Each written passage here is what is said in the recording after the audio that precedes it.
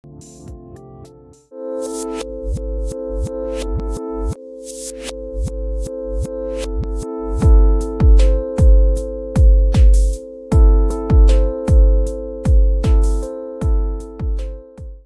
what's up, guys? Welcome back to another episode of the Fantasy Fellow Show. I'm your host, the Fellow KGB. You can follow me on Twitter at the Fellow KGB. And tonight we're doing a 10-team fantasy basketball mock draft on ESPN. I'm joined by good friend John Heffernon. You can follow him on Twitter at JK Heffernon. The link, I think, is in the description below.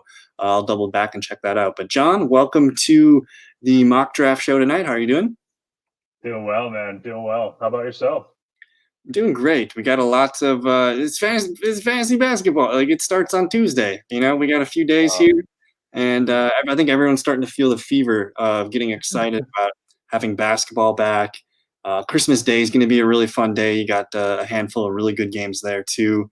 But yeah, next week I think everyone's probably doing their draft prep. Over the weekend, and we have our big draft on Sunday. So a lot of things to look forward to. But we generally play in a points league. And we did have a request to do a category, or not. I don't know if it was a category request, but it was a 10-team league request. And we're going to do categories just to kind of reach out and try different things. And it does change your thinking a little bit here. So I kind of wanted to throw it to you and basically just explain to someone that's never played fantasy basketball before, what is the major differences in thinking in a categories league versus a straight up points league.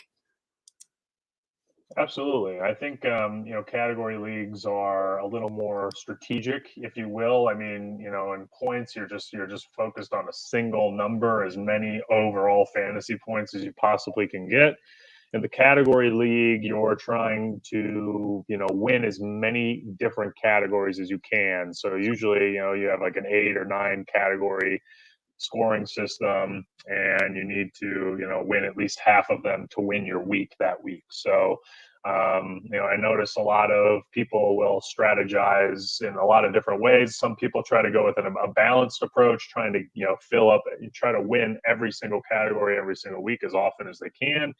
Other people will focus on maybe 5-6 categories to really hammer home. So, they'll do what they call punting other categories. A lot of times, you'll see this with a guy who drafts a bunch of big men and wants to punt free throw percentage, or, drafts like Giannis or LeBron or something, and guys who are really good at filling up the stat sheet, but maybe not so good at shooting free throws. Other times you'll see maybe a guy or gal who will want to punt 3-pointers. So, avoiding guys like Steph Curry and focusing more on guys like, Andre Drummond, for example. So there's a little more nuance, a little more strategy, but the crux of the game is the same, right? Just fill your roster with as many useful basketball players as you can, and more often than not, that's going to do you well. Okay, so that's an interesting thought. You can actually somewhat ignore a potential category or two and then just stock up on really good players. And sometimes that also you're looking for a type of player, a specific body type of player, or players with similar strengths. So if you feel really good about knowing a certain position or two, it's okay to dive into that. And who knows, maybe along the season you can actually kind of tinker and kind of fight back and, build up some of your weaknesses and turn that to basically just make a solid all around unit. But for me, I think I've played in a category a long time ago, so this is kind of new for me and a little bit different thinking. So for me, I think what I'm going to do here, I have the number 1 pick. It looks like you have the number 8 pick. I'm also going to shout out Matt Boehm sitting in the 4th pick. I have a free league that we're doing with some YouTubers and some people on Twitter that I invited to, and Matt Boehm's going to be in the league there too. So I'm interested to see what he does. But for the most part here, I'm just going to take Giannis. He is the reigning 2-time MVP. I know I'm getting a really high field goal percentage. I'm getting rebounds. He'll chip in, slightly with assists. He's going to kind of give me some anchor points at the steals and the blocks, but it's the points too that really matter. So I know I'm getting a really solid guy for at least, 6 categories here. And we don't expect much from the threes or the free throw, but he could get a little better shooter. He could get a little bit better shooter, but I'm going to go kind of light, I think, on those 2 categories as we start here. But I'm going to take Giannis. Why not? We're Bucks fans over here. And I don't know, why not take Giannis? The other thing too is I think we talked about this in the other mock draft shows. We were really interested in guys with double player eligibility at position. So Giannis is eligible at power forward and shooting forward. That does, kind of, to me, it's a pretty good value when you can get players that you can be really flexible with. So guys like Jokic and Doncic are such good players, and you're just locked at those positions. But I value that a little bit. So you're going to be up here at 8, and then just with the category mindset here, I guess like what's going through your mind here as you're preparing to make your first pick.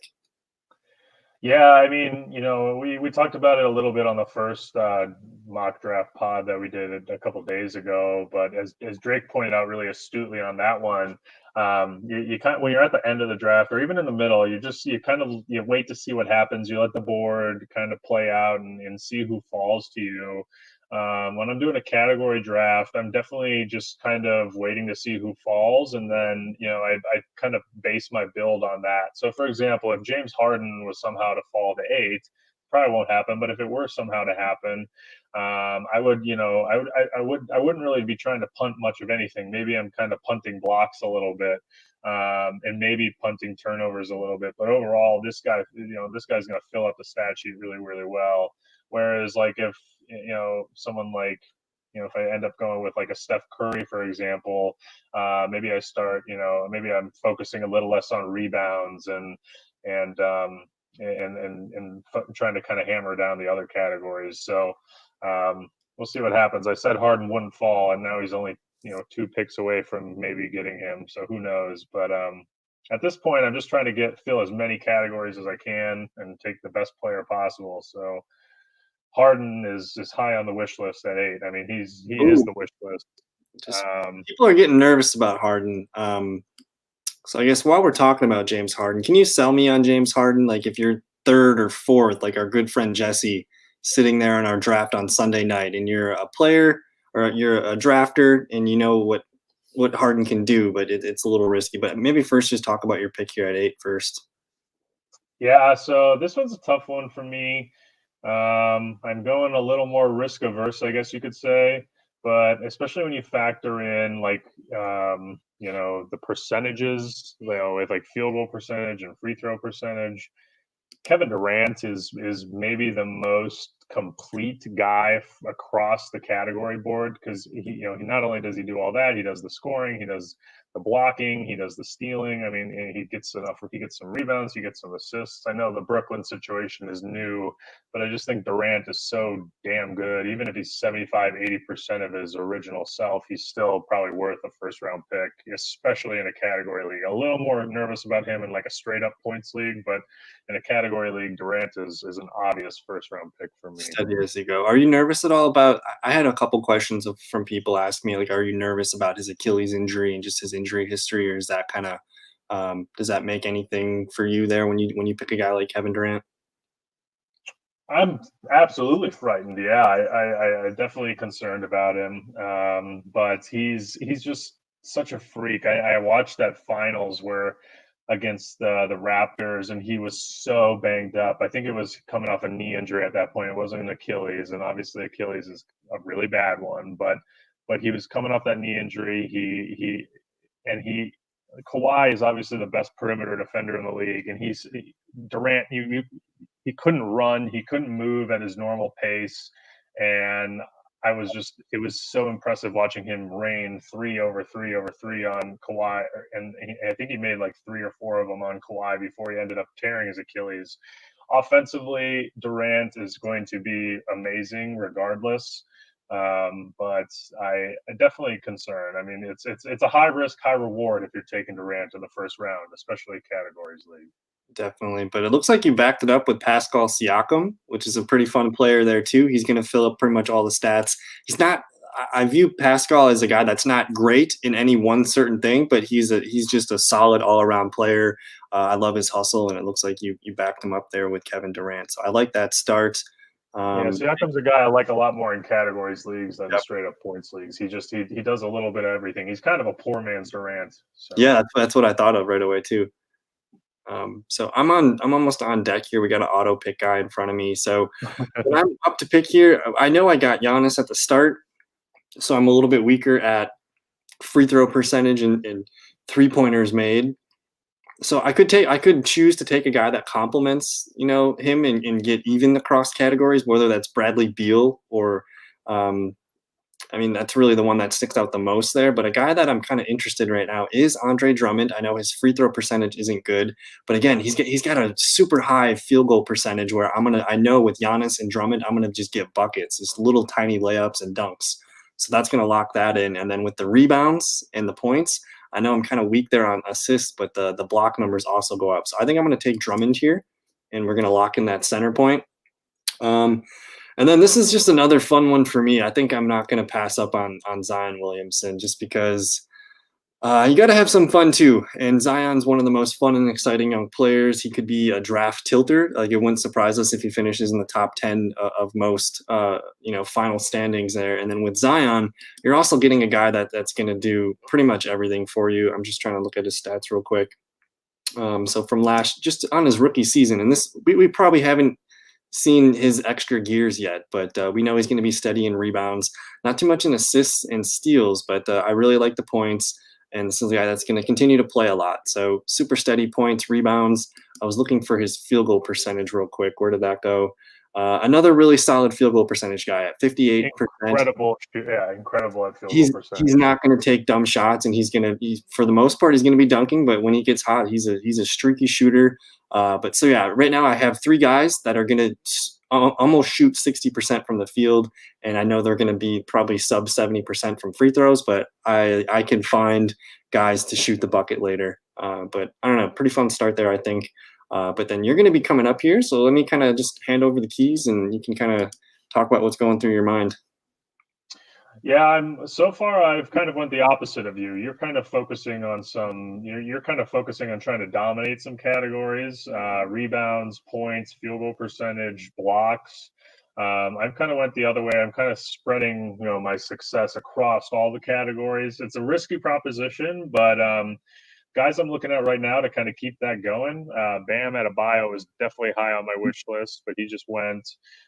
Brandon Ingram, though, I took Durant, and now I'm taking all the Durant prototypes. I got Siakam, I got Ingram. I think Ingram, especially as a scorer, reminds people of Durant so much more than Siakam does, because Ingram is just much better at scoring from all levels, and I think no one's as efficient as Durant, but he's got some of that. So I've really loaded up on forwards at this point. So now I need to going into round 4. I need to start picking up some guards. And yeah, we need to get in the assist business here soon. So who sticks out for you? I mean, if you're looking for strictly assists, I mean, obviously a guy like D'Angelo Russell comes to mind. Chris Paul is there. Yeah, even Kyle Lowry is a pretty high assist guy. But otherwise, a guy like Drew Holiday, being Bucks fans, a guy that's going to probably chip in a little bit across the board, and pretty good free throw shooter as well. Does he do anything for you there if he's available? Absolutely, yeah. I like Drew Holiday. I probably would try to wait a round or two on him. It's pretty much impossible because his ADP is so high. But he's a guy that he's a better real life basketball player than he is fantasy producer. I think in a categories league he does have a little more value because he is going to do a little bit of everything. But he's one of those jack of all trades, master of none kind of guy. And in terms of a fantasy world, he's an incredible actual basketball player. They got him projected for just 6.8 assists, and he's playing with Giannis and Middleton and Lopez and some shooters. Like I'm taking the over on those assists. I wouldn't be surprised if he pulls that off with a lot of success. I'm having, I've kind of pigeonholed myself. I have to start looking for outside of the forward position. So one guy that immediately stands out to me here is Mitchell. So he's not going to do as much for me on the rebounding and the blocking as some of the other guys I've already grabbed, but he's giving me a lot of good stats outside of rebounds and blocks. Mm-hmm.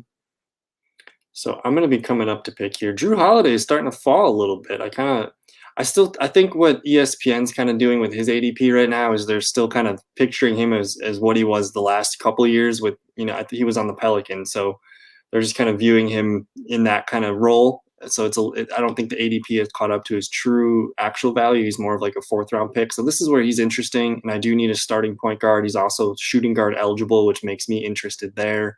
A guy like DeMar DeRozan, though, who's shooting guard and shooting forward eligible, just a really steady player. He's not going to, dominate in any specific category, but I know he's putting up points. Really good free throw shooter. Looks like he's about 49.8% from the field as well. And then he's just going to steady chip in, the rebounds and then the assists there. So he's a guy that can just be kind of like a really nice anchor player I just don't have to worry about every night. I know he's going to be a producer. But I guess as far as looking at, if I want to double down into this, power forward position, I'm looking at here. John Collins sticks out quite a bit. He's actually one of the better big men free throw shooters, so he's kind of fun. He's going to help with the rebounds, but then I'm really weak at assists, so that makes me a little bit nervous. So man, Chris Paul in Phoenix, get some of them Devin Booker dimes. Yeah, some Devin dimes, some Ayton dimes, lots of people for him to feed this year. All right, I'll take Chris Paul. I'm going to take Chris Paul here just because I don't know. Chris Paul's a good player, and we just talked about I need the assist, so that makes a little bit of sense there for me. But man, typically, if this is a points league, I'm taking John Collins here, so maybe I'm overthinking this too much. But if I'm just looking strictly at assists, we could actually filter this and see John Wall going to probably be the best assist guy available left here. If I just filter by ranking real quick, I got 20 seconds. A guy like Fred VanVleet's going to be pretty solid scorer. I'm gonna double down here with D'Angelo Russell because he also plays with Karl Anthony Towns. They got some young shooters over there too, and I don't know. Chris Paul, D'Angelo Russell, that's gonna lift me up in assists right now, and I think I like the point guard spots here. So I just want to quick check out and see what Matt Bame's been doing on his team here. So Team LB here, he's got Russ Westbrook, Drew Holiday, Jimmy Butler, and Anthony Davis. How do you like that start there for a category league? Team LB, right? Team LB, yeah. I'll zoom in on it. Yeah, no, I like it. I think he's got some good balance.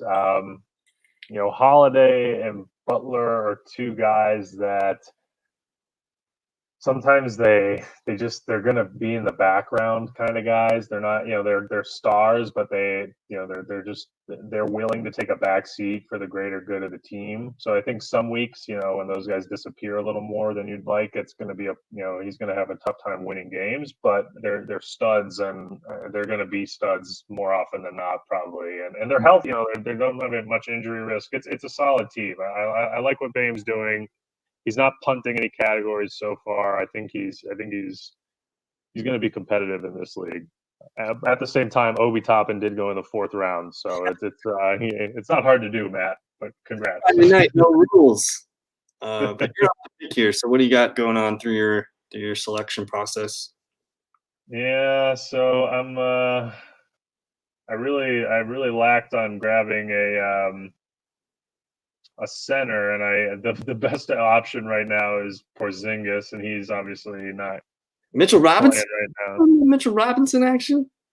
I think I'm going De'Aaron Fox. He's a guy who underperformed a lot last year, but I need a point guard, and he's just he can fill up the stat sheet like a lot of guards. He's not going to give you a lot of blocks, but if he has any kind of turnaround, and I believe in his talent, I think he could be a really nice piece. But I was also eyeing up Chris Middleton pretty hard. John Wall is so interesting to me, but I already took Durant, and I just, Wall and Durant is not a combo I want this year. Two guys coming back from major injuries. I would team. Yeah. So, but here I'm definitely going center. Guys that I really like are Steven Adams, Montrezl Harrell, Mitchell Robinson. Harrell's not a guy I've ever been that high on, but the Lakers situation this year, I've kind of talked about it a little bit with you guys in the past, Kyle, but it's just, I think AD is going to rest a lot, because they, I think it was just 70 days ago or so, they were playing finals games. I think he's going to have a lot of availability, especially early season. And then even then, when AD comes back full force, in 1 or 2 months, whenever the Lakers decide to kind of flip the switch. AD does prefer to play center, or excuse me, power forward. So he wants to, have a center in the game with him. And that's what he prefers. And they definitely make that happen for him in the regular season. So I think Harrell's going to be a pretty solid fantasy player this year. What's going on with Marc Gasol? Is he just kind of a placeholder right now? Gasol's awesome, but he's just so old. Yeah. He's not giving you more than 20, 25 minutes a game at this point. And it's not because he's bad. It's just because his body can't hold up to it. He's a very spot minute guy. They're going to use him, but they're just going to pick their spots with him. He's a Boban guy right now. I mean, if they were able to be on the court more, they would be incredible. But they just, because of their bodies and whatever, and with Gasol with his age, he can't hang for the minutes he used to be able to. Right. And the Lakers also used a weird rotation of JaVale McGee and like Dwight Howard last year. So there's a lot of minutes in that role for a big guy. And Harrell is the best like true center on the team, not named Anthony Davis. So I think he's going to get the lion's share of the workload there. So I do like that. Mitchell Robinson's falling a lot, though. Like they have him as the 50th ranked player here. We're well inside the back end of round 6. So he's starting to be an interesting guy. He's been one of the guys that I haven't been able to quit in the 2 years that I've been playing competitive fantasy basketball. And they got rid of Bobby Portis. I know Julius Randle's still there. I can't think of another big guy that's going to steal minutes from him. But he's a guy that gets in foul trouble. But for the most part, when he gets the minutes, he's getting a double-double. So we just know that he's going to continue to pad those rebounds for me and keep building those really solid numbers there. He's also his field goal percentage. I think he's led the NBA in field goal percentage maybe the last year and a half or so. So he's kind of fun. And then his blocking category might be probably the best blocking numbers there left on the board here. So Mitchell Robinson, I know I'm pretty center heavy and big guy heavy. I'm just going to take the value. If I wanted to wait on Porzingis, it sounds like he's going to be playing early January, but probably not 100% full strength until maybe February. So if I wanted to wait, I suppose I could. Other guys I'm looking at here is we mentioned John Wall, but I did take Chris Paul and D'Angelo Russell, so I'm a little bit heavy there. I was really hoping McCollum would fall, but Matt Boehm slides in and takes my guy that I'm looking at there. So, I mean, just kind of looking around here, I mean, we could get kind of deep down here on the list. I don't really like doing this too much down here. 11 seconds. I got to panic here. You know what? I'm going to do it. I'm just going to take Porzingis. This is a punt for February. I'm going to take Porzingis and we're going to see what happens. Hopefully my league, if your league has an IR spot, it makes sense. If he's not playing the first week or two and just slide him in there, but we'll see what he can do. I'll fight there. So I got Drummond, Robinson, Porzingis. So I'm feeling pretty good at the center position. So, but anyways, we are just starting the 7th round here. I want to recap John's team real quick so far. At the point guard spot, De'Aaron Fox, Donovan Mitchell, Kevin Durant, Pascal Siakam, Montrezl Harrell, and Brandon Ingram. Could look for another guard here to fill in a starting spot, or otherwise at this point, he can kind of do whatever he wants. He did say he wants to kind of build that center depth, so we'll probably see him do that. But I'll pass it over to you, John. And what are you looking at here? Who sticks out more than the others for your build so far? So the guy I want the most right now, I'm going to try to wait until I have 2 picks in a 6-pick stretch. I'm going to try to wait on Al Horford. Horford is so old, but I think Oklahoma City, kind of similar to Chris Paul, they're going to try to feed him as many minutes as possible to try to get him to try to increase his trade value, right? So they could pawn him off, because Sam Presti, he literally like survives because he eats picks. So I think that's someone I'm really interested in my next pick. But right now, I think I'm going to try to grab another point guard. I'm a big fan of Eric Bledsoe, actually, and maybe a little Milwaukee Bucks bias, but I think Bledsoe is criminally underrated this year. He's always been good in any kind of fantasy format. He's not, he doesn't have the best 3-point percentage, but in our league, it's 3-pointers made that's more important. So he's definitely going to crank him out when he's in the game, especially because they need the spacing for Steven Adams and especially Zion. So, and he gets so many steals. He's decent at assists. He's decent at rebounds for a point guard. So he's a guard I kind of like in the mid rounds for categories. And Horford is looking like he's going to be available. So that would be a home run for me in the 6th and 7th rounds here, or 7th and 8th rounds. Excuse me.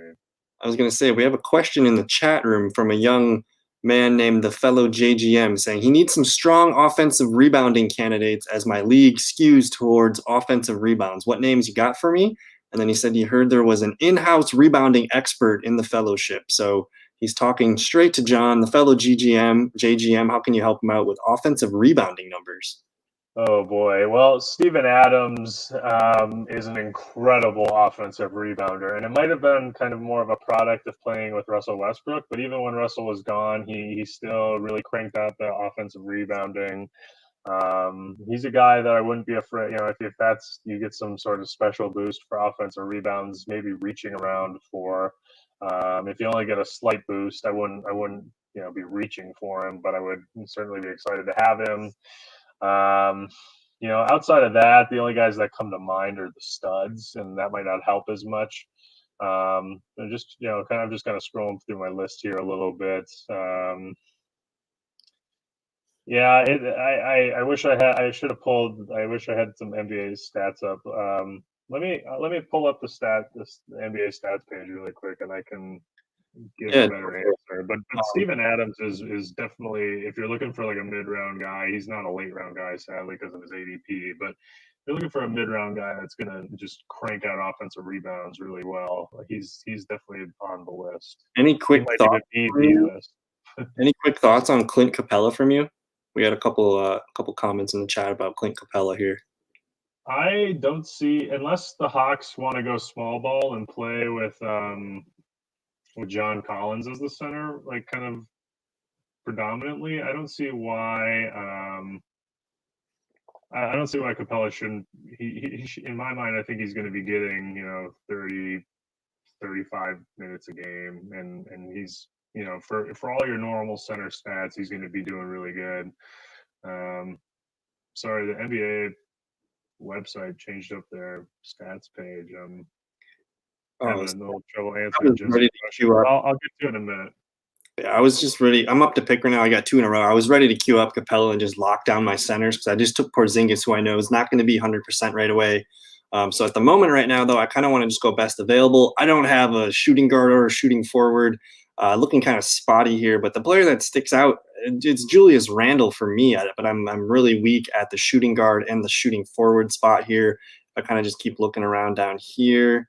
I'm going to lock in Colin Sexton. This is a guy that I really like, a really young player here. I think he's in an ascending situation.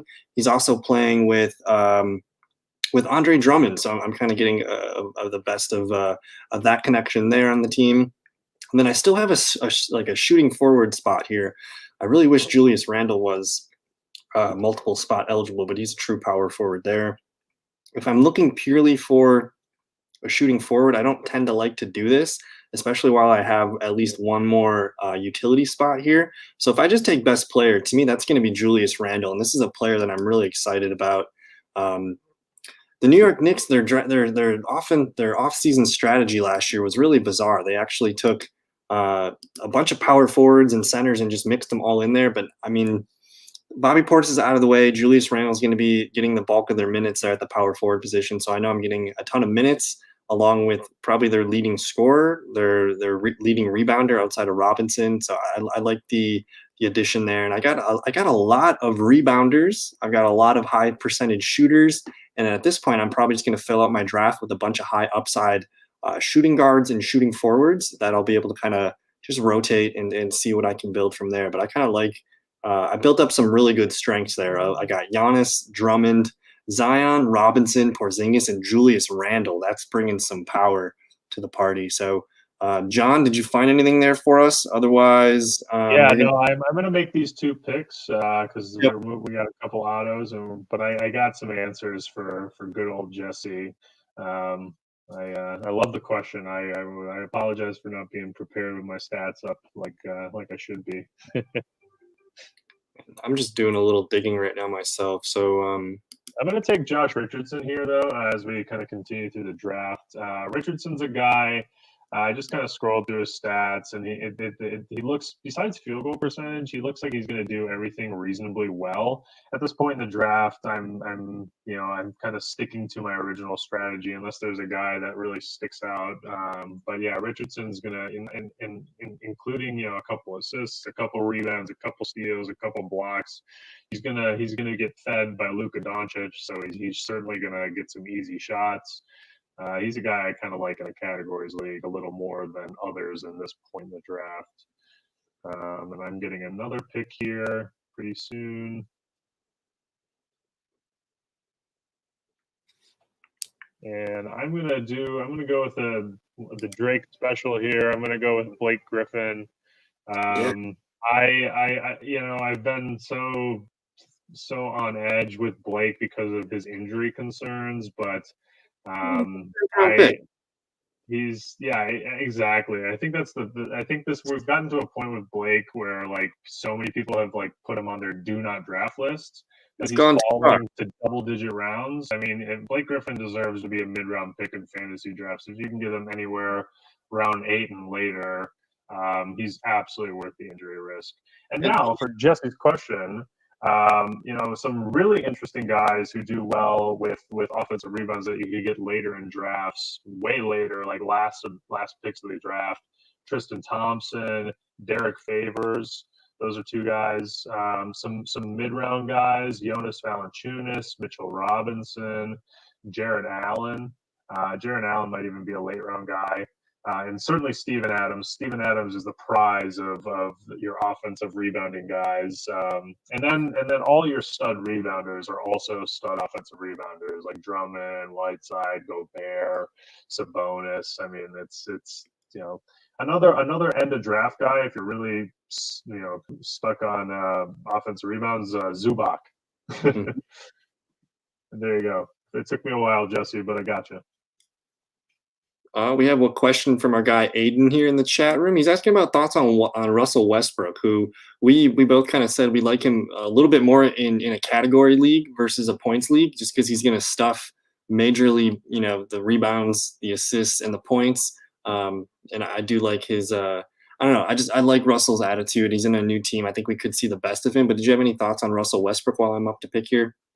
Yeah, Russell, his really only struggles are blocks and field goal percentage. He's not a great shooter from three, but he takes so many damn threes that he's going to make at least a couple every game.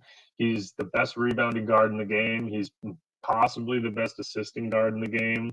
And I think he's going to be highly motivated this year. So Westbrook's a guy that, if you can get him in the first round, end of the first round in a category league, should be very proud of yourself. Yeah, he's a guy I'm very high on.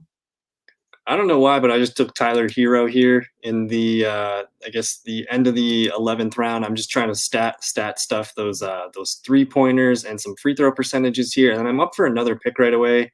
I still need technically I still need a shooting forward here for the starting spot. Joel Ingles, no thank you. Kobe White's a really fun player here. I do like Miles Bridges. This is a guy that's really solid. Just all around here. He's not going to wow you in any category, but he's going to play a lot, and he's going to kind of get those going for me. But I'm going to actually take the other Bridges here, Macau Bridges.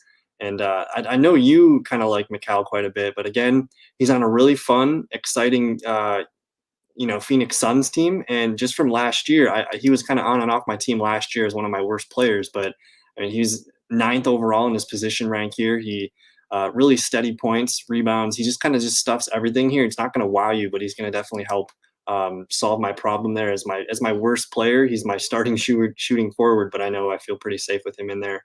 I'm going to get to a couple other comments here in the questions here. So one of our guys says he got Blake Griffin in the 8th round. Very happy. You got him in the 10th round, so we're feeling great. Yeah, I think that 8th, 9th, 10th round there's so little risk in that. I think it's pretty good. He also says he's got Harden, Russ, Kyrie, and Zion as his top 4 players. Dang. That means one of those guys fell to the 4th round. Holy crap. That's fantastic news for you, sir. This is a good question for you, John. Does Russell Westbrook make Bradley Beal any better? What do you think on that? Ooh, that is a really interesting question. I mean, Beal is absolutely an ascending player right now, and I think Beal has not peaked, and I think he's on the upward trajectory. I think Westbrook, has played with Durant, and Durant has been super successful. He's played with Harden, and Harden has been super successful. Um, with as much as Westbrook dominates the ball, my first reaction is, oh, it's going to really stink for Bradley Beal. But Westbrook, he doesn't take away from his secondary or his other alpha as much as you might think. So I think he's going to help. I think he's going to take attention away from Beal, or attention away from the defense, away from Beal. I think he's a good piece. Brandon Clark is who I want to take here, but I've got so many damn power forwards. I'm going to have to pivot to something else. I think I'm going to go with RJ Barrett.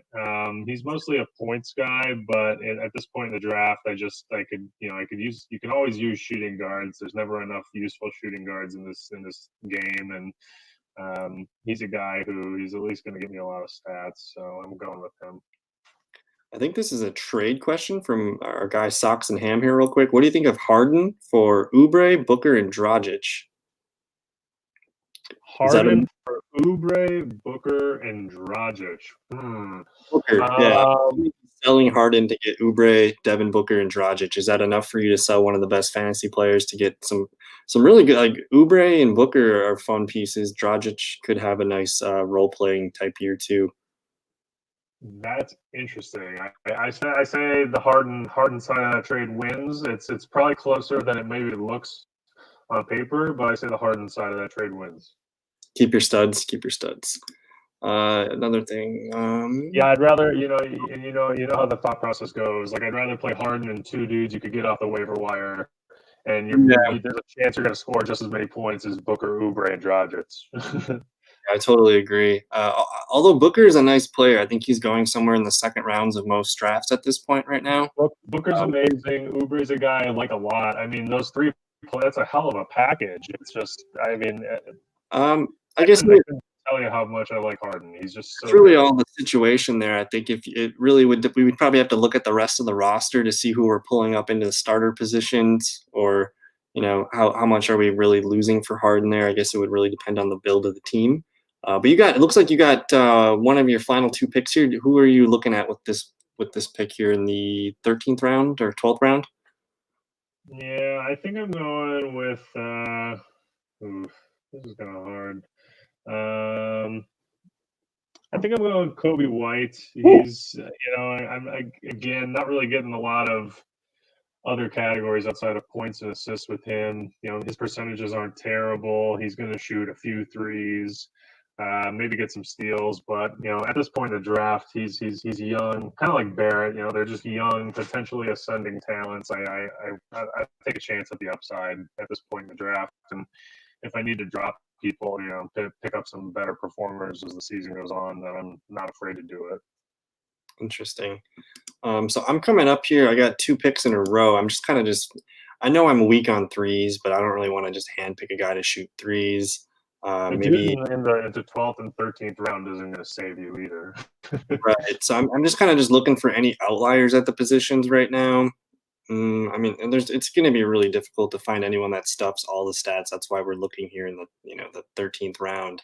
But just a few favorite sleepers of mine. I have my eye just on these really young Toronto Raptors players here. I'm just interested in some of the opportunity there. These guys are really low here, but OG Anunoby, this guy, when he got opportunity for minutes last year, he played really well. He's also a really good defender too. So he's going to fill up the points. He's going to get the rebounds. But you see these steals, like games of 6 and 7 and 3 and 2 and 1.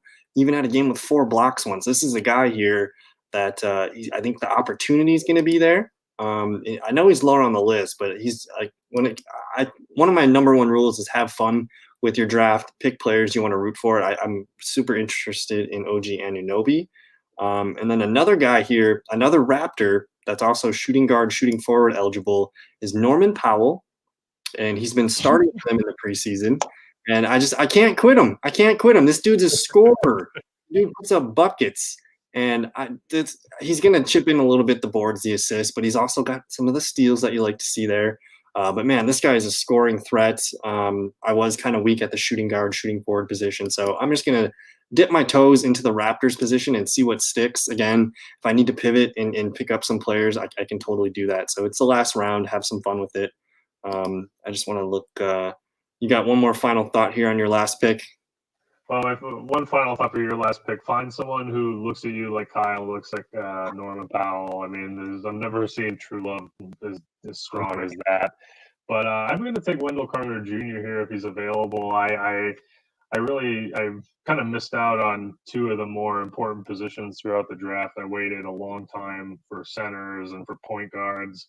I think I came away okay with them. Point guards, I'm a little nervous because Horford is so old and who knows what the heck happens. But if the wheels fall off Horford, I kind of like Wendell Carter Jr. Having some upside, especially in a late end of last round pick. He could pick up the slack if Horford's wheels fall off, and if Davis just totally takes over all the center minutes from Harrell. So that's what I got for you. I was just going to say there was a question here, but are we nervous about the James Harden trade rumors, or is it basically whatever team he goes to, he's still going to be James Harden? He's still going to do what he does. Are we nervous about that at all? There are definitely situations that are worse for Harden than others. I think the Nets is one where it's like, okay, Kyrie's going to need the ball, Kevin Durant's going to need the ball, but Harden is so good and so his offensive efficiency is so elite. I mean, he's going to get the ball. He's going to be like the main focus of the offense for a minimum of half the minutes he's out there, no matter what. I think his best scenario for him is staying in Houston, fantasy point wise. But anything outside of that, yeah, there's a little bit of risk. But if he ends as anything outside of the top 15, top 20, I'd be absolutely shocked. All right, we have another interesting question here in the chat room. So do you have time to hang out for like a little bit here? We got some questions rolling in. Absolutely, yeah, I got a little more time for you. So our guy Aiden here, he said that his friend messed up with the money league, and 3-pointers are worth 5 points. So he's like, is Westbrook worth trading for? And then the other part of the question is, anybody I should be trying to trade for if 3 points are worth 5 points? Anything that comes to mind. You have Harden. I would keep Harden. I mean, who shoots more threes than James Harden? Okay, Steph Curry. Who makes 3-pointers at a better clip than James Harden? Okay, Steph Curry. But outside of that, you have one player in the NBA who's a better and more efficient 3-point shooter than Harden. Harden on track to. Harden and Curry are on track to end their careers number 1 and 2 in 3-pointers made, and it's not even close. In NBA history, mind you. I mean, NBA history. They're going to absolutely shatter Ray Allen's 3-point shooting records. Curry's already getting pretty damn close. Harden is nipping on his heels, especially with the Curry injury last year. No one should. If you have some sort of boost for 3-pointers, Curry's number 1 and Harden's number 2, and if you factor in all the other stats that Harden accrues for you, you still might want Harden number 1. Right, and then the one guy here that's probably not going to be like on people's draft lists, but it's Davis Bertons. I mean, he might even be a guy that's just available on the waiver wire if you play in a shallow league. But you see here, he ranked 4th in 3-pointers made per game last year with 3.7. Duncan Robinson, also another guy to keep an eye on there. I'm just kind of pulling up the list here. We've both kind of talked about Bogdan Bogdanovic with the Atlanta Hawks. He could be a sneaky guy there. He only made 2.7 last year, so he's a little bit lower on the list, but I'd be willing to bet that he's probably in that three range this year. But I guess if there's – it's because it's going to be hard to pull off a trade here, whether that's – I mean, D'Angelo Russell could be a guy that you want to target. I do like Devontae. Look at number 10, Kyle. What stands out about row 10 compared to all the other rows? A guy with a big C next to his name. His name is Carl with a K, Anthony Towns. So this guy, all of a sudden, maybe that's your trade target, Aiden. Carl Anthony absolutely. Towns. You look at the positions here, you don't see another C for miles. It's a desert over here. Seriously, Not yeah, even in the top 50. Not even in the top 50. He might be one of the most important centers in that league, and it's a yeah. 20-person league. He says, "Whew." Yeah, Uh, if you could figure out a way to get Harden without, excuse me, if you could figure out a way to get Cat without trading Harden, you maybe never lose another game, whew. Aiden. Okay, so that definitely sticks out. I guess as far as other guys that could potentially um, be kind of fun, a guy like CJ McCollum's a poor Dame Lillard version there, so that's kind of fun. Hmm. I'd say he has Nikola Vesuvic, Andre Drummond trying to ship one of those out. So if you could move if you could move Drummond for Karl Anthony Towns in a 5 point 3 point league, that's kind of fun. I think is it Vucevic or Vesuvic? Vucevic, yeah, I and think he is Vucevic shoots good. threes better Yeah. than most centers too. So if I would definitely, if I were you, I would package Drummond and one of your, one or two of your mid tier players. I mean, you might, like I said, you're probably not going to lose a game as long as Cat and Harden stay healthy. Okay, so I think we found the solution there. Swap Drummond for Karl Anthony Towns, and then just give up a middle range player there. So that's kind of fun. So when you say it's a 20 person, does that mean 20 teams, or is your roster 20 people deep? That's kind of a 20 team league in NBA. That'd be wild. We'll get there. Give us a couple years. We'll get there. Um, I guess while we're just looking at categories, this is kind of fun to pull up here. So we do see Harden, Lillard, Buddy Hield, Davis Bertons, and Duncan Robinson. You would assume Steph Curry is going to crash this top five this season here in terms of free throw percentage. If this is one of the common nine categories that you mentioned here, right? Hmm. Um, a guy like Devin Booker is also going to hit some threes there for you. Chris Middleton. Who else sticks out? Bojan Bogdanovic, sneaky devil, little Bojan over here. Lillard at 10. I mean, because you got to factor in the volume with your percentage categories too. So, like, if you have a guy who shoots like Mitchell Robinson, for example, yeah, maybe he makes, 60 plus, 65 plus percent of his field goals, but he only takes, 10, 11 a game. If you pair him with Russell Westbrook, for example, who makes like 45% of his field goals, but takes like almost 20, 25 shots a Like game, just a slight bump, yeah.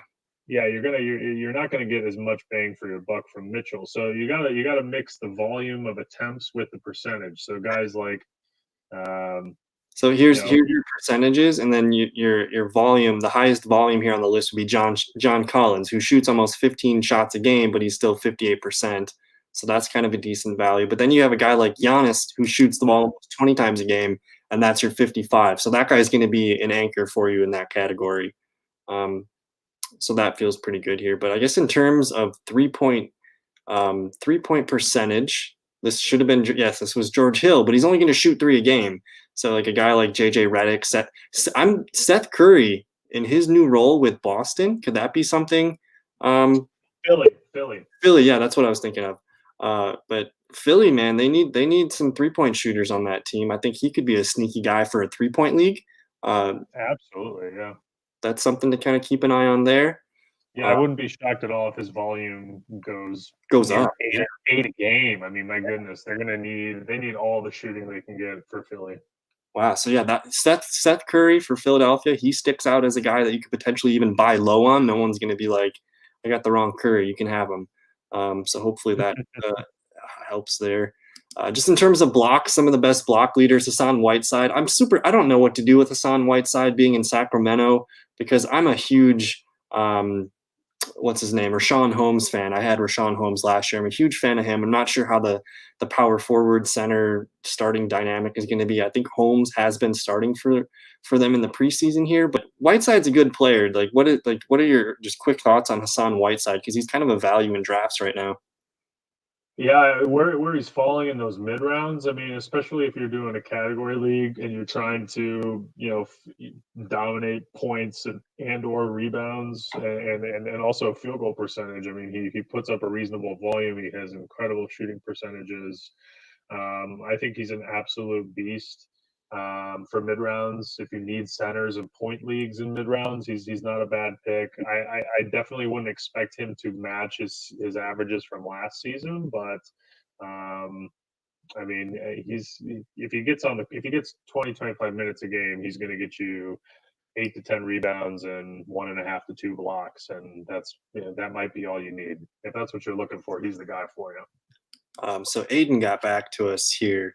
How about Cat for Drummond? Looks like Bol. I don't know what new player note A, but it looks like Alex Caruso. I mean, are Bol and Caruso going to do anything? I think that's a win for us, right? Yeah, I mean, if they would take that deal, I would run with it. If I was the owner of Cat, I probably wouldn't take it. But I mean, hopefully they're not listening to this podcast. So if you can get that deal, Aiden, that would be incredible. Bol and Caruso they're fringe guys at best. He's one of those better in real life than he is in fantasy kind of guys. And even then, he's not really a stud in real life. Something interesting that just popped up while I was looking at this, and I wanted to get your thoughts on this tonight because I did take Kristaps Porzingis in a mock this morning, and I was like, I got to talk to John about this because this is a guy who, if he's healthy, like where would he be going, like in mock drafts right now? Yeah, I mean he's a third, fourth rounder in most leagues, regardless of straight up points or categories if he's healthy. If you have an IR slot, I mean, honestly, even fifth round, sixth round, I wouldn't be afraid to take a chance on Kristaps. I mean, there's few big men in the league who have a guy setting the table for them as good as Luka Doncic is at setting the table for his teammates, especially the Kristaps Luka pick and roll is one of the more dangerous. It might even be the most dangerous pick and roll in the league because of Kristaps' shooting efficiency and proficiency. So I like him a lot. And if you have an IR slot, I like him even more. And the reason why I asked about Porzingis was because he popped up when I was filtering for blocks. He's going to shoot threes. So if Aiden's looking for another three guy, that could be a buy low because he's hurt right now. And from all the injury reports that I've seen with Porzingis is he's going to be a slow, steady, ramp up the conditioning throughout January. But I would assume by mid-February, especially March, which is when you're making your playoff run, you're going to get Porzingis back at full strength. And that could be a lot of fun. At the moment right now, in a 10-team league, he's probably a sixth-round pick. So it is kind of a high opportunity cost. But if you build your team around knowing, hey, I'm taking Porzingis, but for me, the way I built this draft here is I took Porzingis pretty high, but I was able to also secure some other power forwards and centers to kind of hold the weight there and just see what happens when give him enough time, built in some time for Porzingis to get in his groove. So that was kind of a fun little spot there. But I don't know. What's any other things you want to discuss tonight, John? We kind of just did a categories mock. I'm doing a mock draft tomorrow morning with Drake. I'm curious if Drake's listening tonight. What's going on, Drake? Hope you're having a good evening. But tomorrow morning, I think we're just doing a 12-team. Maybe I think I was supposed to do the categories draft with him, but I think we might just end up doing a 12-team head-to-head points league tomorrow. I'm not sure yet. But he's going to demand a category draft. He's been itching to do one. Okay. But something that just jumps out on what we're looking at right now on this page, Brandon Clark, who I'm really, really high on, and Christian Wood, who I think at this point seems to be everyone's darling. But when we sort by field goal percentage, these guys are dudes who potentially not only were really successful last season, but might be in the mix to get even more touches, even more shots this upcoming season. And Brandon Clark, especially, I look at that 3-point percentage. Yeah, maybe it's not super sexy, but who knows what the hell he's been working on because they weren't in the bubble. So, no, they were in the bubble. So, but either way, I mean, he's had a little bit of an off season. Who knows if he's been working on his threes? Obviously, he's got a great shooting touch. And his 3-point percentage was solid last year. He's a guy who fills up the stat sheet outside of those scoring and shooting metrics. If you look at the rebounds, if you look at some of the blocks, he gets a couple steals. He doesn't really turn the ball over that much. Brandon Clark's a guy I think could be really, really interesting this year. And like I was saying on a different pod we had a couple weeks ago, or maybe I think it was 2 weeks ago, I think there's a chance he could steal Jaren Jackson's spot by being very successful early in the season while Jaren Jackson is out. Aiden says he's working on getting KP right now, so that could be kind of fun. But while we're looking at this popped up. I didn't know John Collins Bootsy John Collins here shoots this many threes at 40% clip, 3.6 a game, makes 1.4. That's a sneaky big man three-point shooter right there. He's not going to shoot a lot, but he's making almost a 1.5 per game there. So that's kind of a fun thing to keep an eye on. John Collins, power forward for Atlanta. Um, and then I did want to shout out. I've been getting a lot of Christian Wood questions. My guy in the chat room, who's going to be in my free league. That's Yafan Ping. He was talking to me about Christian Wood earlier tonight. So we're Bucks fans. He's the one that got away. I don't know if we would have had the money to keep him around anyways, but he's a guy we're rooting for. Houston, man, Houston. If Harden sticks around, they have a really fun nucleus of players there with John Wall, Christian Wood, DeMarcus Cousins added to it. Did I miss anybody else there? No one fantasy relevant, and I mean, they have Daniel House, PJ Tucker, but those are more like role player glue guy types. Eric Gordon, actually, depending on your league, really efficient shooter, should get a lot more touches this year with the loss of Westbrook. Wall's going to score, but Wall's never. I mean, I just don't think he's going to dominate the ball like Westbrook did. Definitely think a guy like Eric Gordon could see a lot more touches and a lot more opportunities in the offense this year in Houston. And if Harden goes, my goodness, I think Eric Gordon is the main beneficiary in terms of offensive volume, depending on who they get back in a Harden trade. Right. And then I guess I did have one more question from you because I got asked this question earlier tonight myself. Players after like the top 100 ADP, like who are some of John's guys that like who are your Norman Powells? Who can't you quit? Guys that you just want to have on your team just because they feel good and you want to root for them. Yeah, Owanobi, OG Owanobi. OG, you on the OG strain? Big fan of the OG strain. He was the guy I took in our league, in our draft. He was my last round pick last year. I have this habit of getting guys 1 year before they kind of pop off. But really like OG, he's just, especially in the category league, he's so much more valuable in the category league. His ADP should not be outside of the top 100 in the category league. But I think it is. So that's a guy you can get with confidence in your last couple rounds, and especially if you're in a category league, he's going to eat. Wendell Carter, his injuries have kind of made people a little nervous, and for good reason. But Wendell Carter's a guy. He may be hovering closer to 100, but he's a guy I like a lot.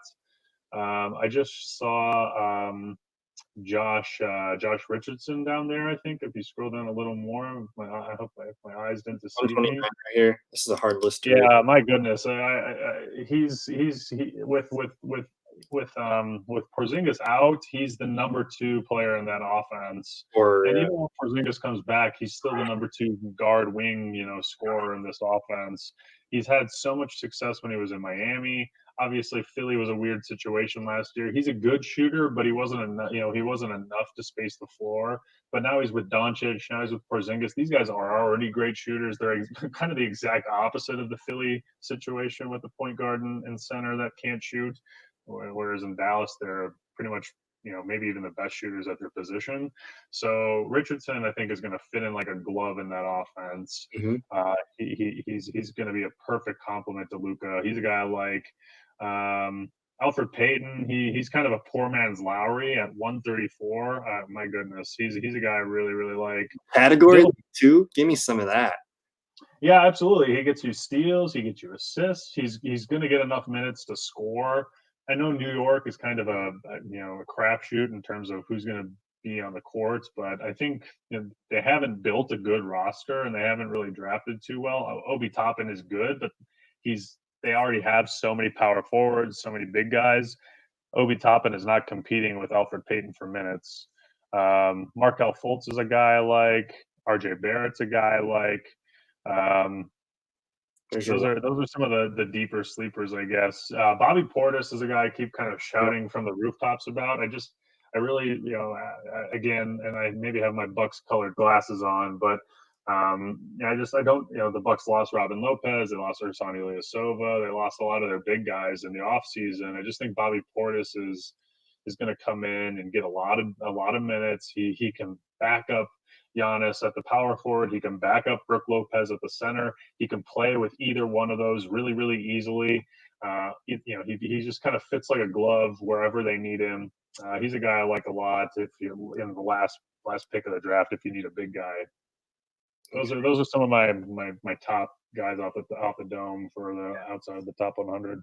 That's perfect. And we're going on just about an hour here. I think that's going to do it for tonight's show. We just got one more thought here from Aiden. So he traded for Kevin Huerter earlier for Cole Anthony tonight. I don't know too much more about Cole Anthony. I'll let you take that one. But we like Kevin Huerter for threes. That's a pretty good player for a 3-point league. Yeah, yeah. Well, especially given your league settings, Aiden. I mean, I think that's a really good deal. Your league sounds pretty intense, but I think you've upgraded there. And I didn't follow Cole Anthony too well. I know he played at a big, power program, but North Carolina. But I don't know if he's a great shooter, but given your league stats or your league settings, and given what I know that Kevin Huerter absolutely can put threes down in the NBA, I've seen him do it multiple times. I think that was a very, very astute deal for you. And then we were kind of talking about this on the side. I can't remember what day it was, but we were just kind of wondering about what can rookies really do this year with an accelerated offseason. They've literally been with their teams for maybe 3 or 4 weeks. So you might not even see steady, like fantasy rosterable production from a lot of the rookies until later in the season. So I think the move here for getting a veteran, like 3-point, like this is what Kevin Huerter does. Like he shoots threes, and that's what he makes his money on. So that's a really good move there for you, Hayden. Absolutely, agreed 100%. But I don't know. This was fun. I'm going to be doing another mock draft tomorrow morning with Drake. I want to thank John for hanging out tonight. You can follow him on Twitter at it's JK Heffernon. I think the link's I think I copied it in the bio below, but I'll double check and put that in there. So follow John on Twitter. You can follow me, of course, at the fellow KGB. And thank you guys so much for watching our video. We had a lot of fun questions in the chat room tonight. So have a good rest of your evening. We'll see you guys in another video.